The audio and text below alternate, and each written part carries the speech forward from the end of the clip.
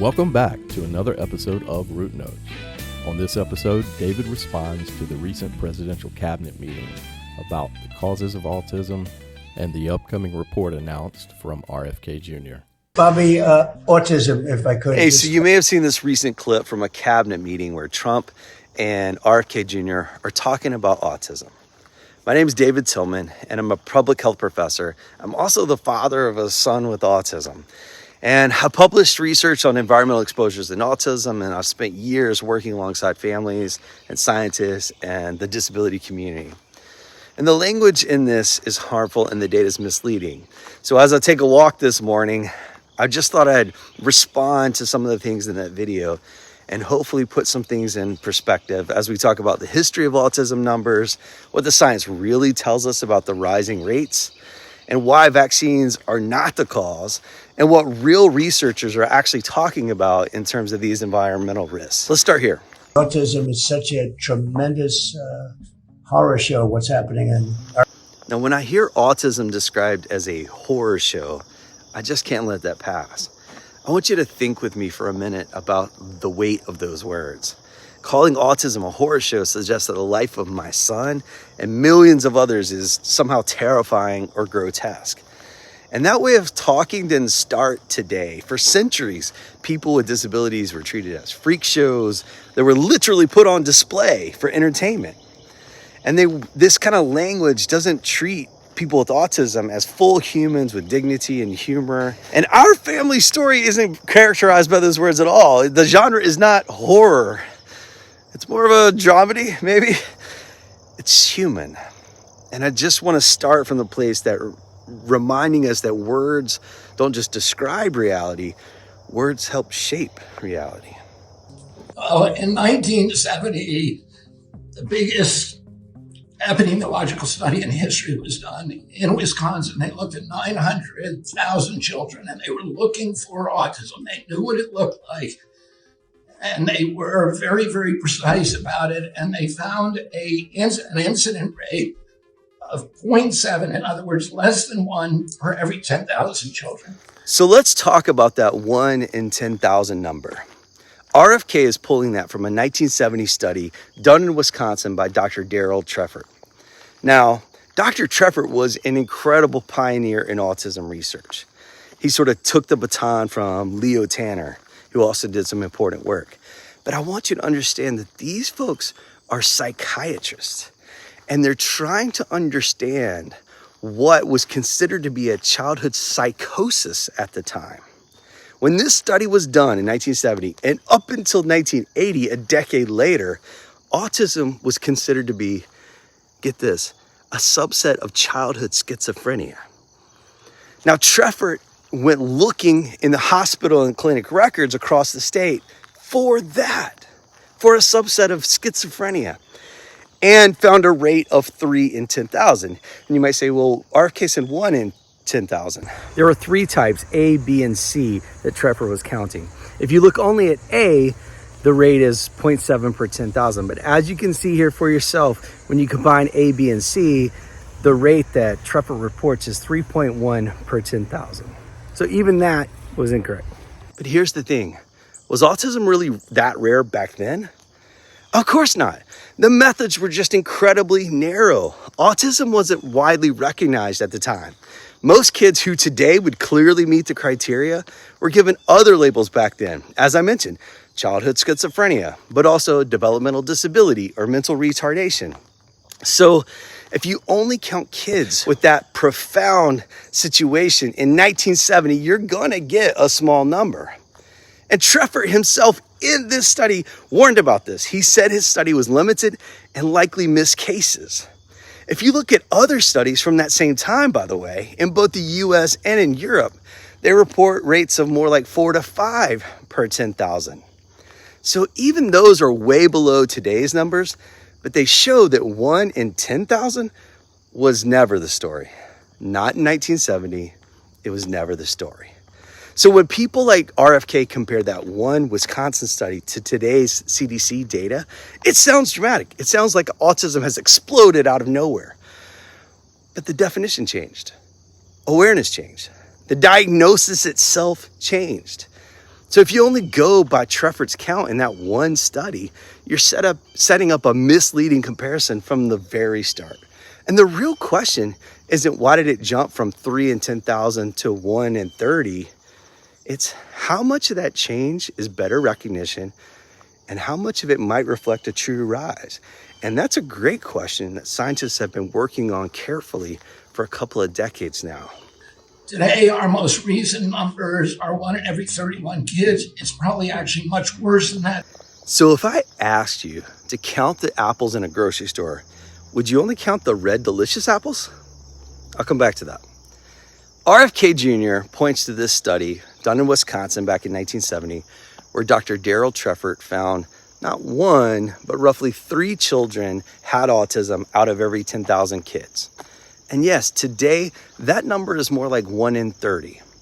So if you do the math to convert it to per 10,000, that's like 330 kids today out of 10,000 kids have autism. Let's see if we can visualize that. There are the 3 checks for what Dr. Treffert's study would have found out of the 330 we would find today. But here's the problem. That number was already way too low. Other studies in the 60s and 70s in both US and Europe found that 4, 5, or 6 kids per 10,000 had autism. So let's update the count there and add another check at least. But then scientists started doing something that Treffert couldn't do, looking at outpatient records and full school and health system data instead of just who showed up at a psychiatric hospital. A study in Denmark found that just including outpatient records alone would explain 42% of the increase in autism rates over the decades. 42%. But that's still missing kids who were misdiagnosed back in the 1970s. Kids labeled as schizophrenic or having mental retardation. With today's tools, we would count those as cases of autism. And then think about other things that have changed in our society that aren't bad, but affect autism rates. For instance, preterm birth is a known risk factor for autism, but babies who are born earlier are much more likely to survive today. And advanced maternal and paternal age. People today are much more likely to have babies later in life, and we know that that's a well-documented risk factor for autism. And here's the big one. Treffert was only counting the most profound cases, but today we recognize that autism affects people along a whole spectrum of disability. So with these changes, all of a sudden now we can account for almost 2/3 of the increase. Science already can explain roughly 200 of those 330 kids. Now what's left in those gray dots at the bottom? That's where scientists are still asking questions, and they're important questions. But when you hear RFK compare, quote, 1 in 10,000 to 1 in 30 today, remember, it's not apples to apples. It's more like back in 1970, we were only counting red delicious apples, and today's count represents the whole spectrum of apples. Think of those numbers. So there has to be something artificially causing this, meaning a drug or something. So in the last video, we saw that about 2/3 of the rise in autism can be explained by things like awareness, parental demographics, diagnostic criteria, and survival. But that still leaves a third unexplained.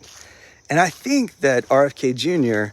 might think that that hasn't been explored by scientists. But the truth is, scientists have been digging into that for a long time.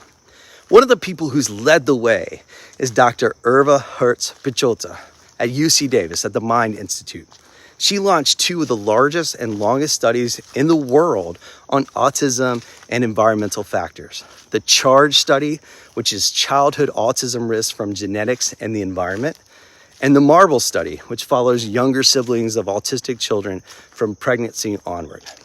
So for decades, these studies have collected biological samples, medical histories, and data on exposures from everything from air pollution to pesticides to chemicals in everyday products to exposure to pharmaceuticals and vaccines.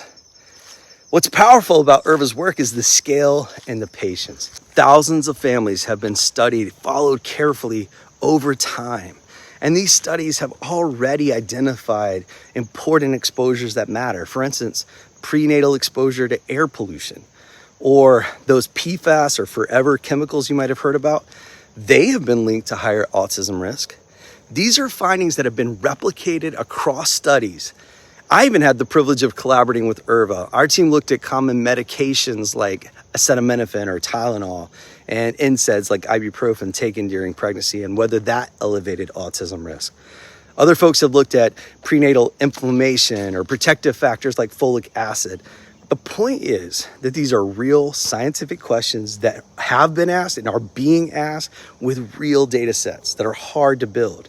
But the heartbreaking part is that just as this work is giving us useful information, it's being undercut. Pollution controls are being rolled back, even those chemicals that studies have already linked to autism.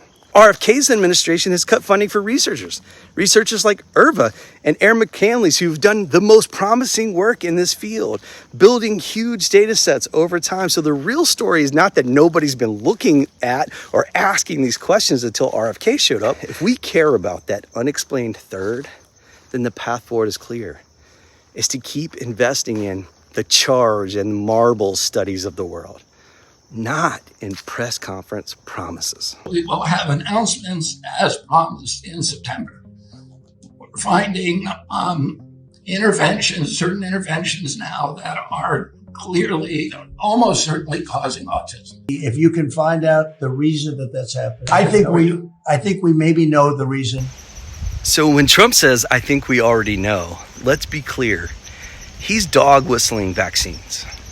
And the idea goes back to a single study in 1998 by Andrew Wakefield. And here's what you need to know. That study was a fraud. It was retracted. Wakefield lost his medical license because of it. He was found to have doctored the data and having attempted to hide his financial conflicts of interest. He stood to make millions off of this. It wasn't just a bad study. It was an intentionally misleading study that was motivated in part by greed. And most people are shocked to learn that this study, which is the reason so many people link autism and vaccines, had a sample size of 12,000? 1,200? No. 120? Y'all, try 12. 12. And what was the link that was suggested? That vaccines cause colitis. He was a GI doc, and the colitis caused autism. You remember all the celebs screaming about colitis and autism? No, that's because their imagination was captured not by the data, but just by the idea that these shots were poisoning children. It was never true.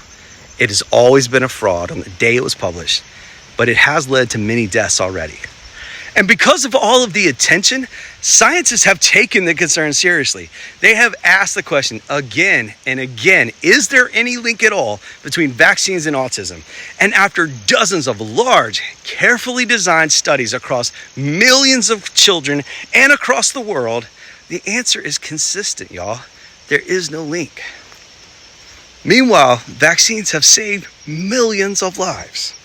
Measles, polio, whooping cough, these used to kill or disable children in staggering numbers.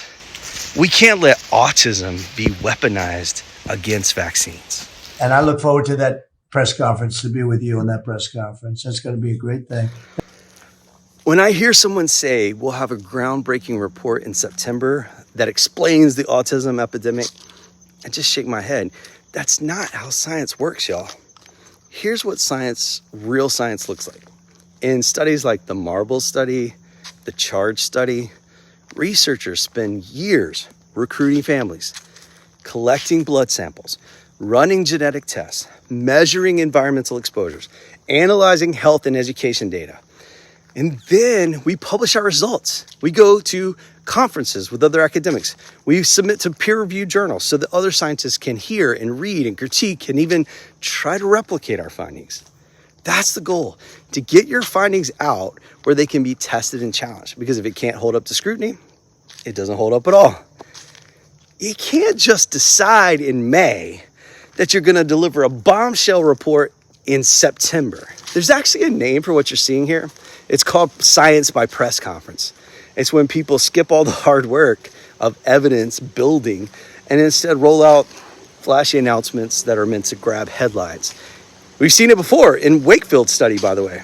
It looks exciting in the moment, but it misleads the public, it erodes trust, and it leaves families like mine shifting through confusion instead of clarity. If we really want answers to these questions, we don't need science by press conference. We need data. Transparent, replicable, accountable. We need science that families can trust. We need to invest in that kind of work. Because there's something wrong when you see the kind of numbers that you have today versus 20 years ago. Thank you, Bob. You're doing a great job. So we've walked through a lot here, and I want to end this series on a personal note. Because for me, this isn't just about fact-checking a cabinet meeting. It's about my son and the community of people affected by autism that we get to belong to. Because his life is shaped significantly by autism.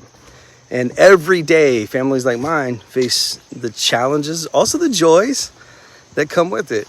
And when leaders call autism a horror show or hint at vaccine conspiracies, I feel that not just as a public health professor or researcher, but as a dad.